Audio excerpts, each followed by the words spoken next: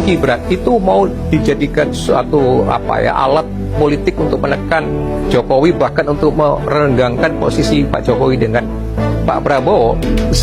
Buat saya itu logika yang terus terang aja sesat gitu. Kenapa? Pertama begini, legitimasi dari rakyat. Gibran itu, Pak Prabowo Gibran pasangan ini dipilih kurang lebih 55% suaranya. Rakyat tidak pernah tahu, ya bukan tidak pernah tahu, tidak pernah pusing, tidak pernah memasalahkan bahwa Gibran itu gak layak. Tadi kembali ke image Pak Jokowi, semua rakyat itu 55% faktanya mereka menang gitu. Ya Anies hanya 21%, sekian dia Ganjar lagi cuma 17%. Jadi itu fakta politik kan, kemenangan itu adalah karena ya memang image Pak Jokowi begitu kuat. Ya, itu satu. Nah, sekarang legitimasi formalnya bagaimana? Loh, MK dikatakan putusan 90 itu adalah cacat hukum, cacat moral. Ya, tapi kan lucu. Hakim-hakimnya dikatakan cacat moral, tapi putusannya valid, terus jalan.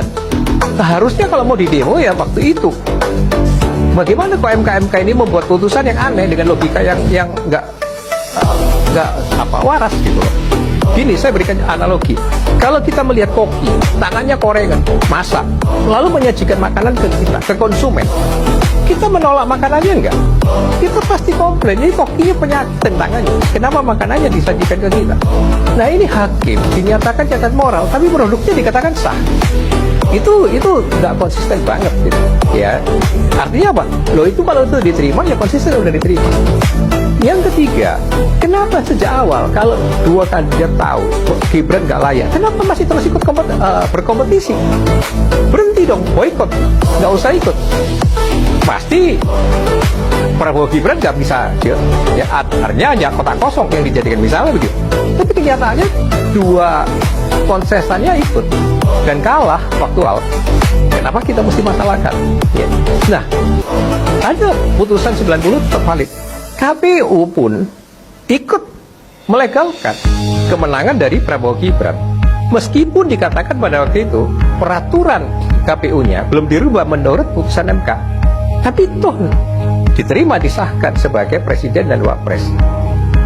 Lalu naik lagi tuh ke MPR. MPR itu kita tahu ada DPR, ada DPD, melantik, mengesahkan Prabowo Gibran. Jadi dengan kata lain begini, posisi Prabowo Gibran itu mendapatkan legitimasi baik dari rakyat maupun secara institusi gitu, secara formil, secara konstitusional.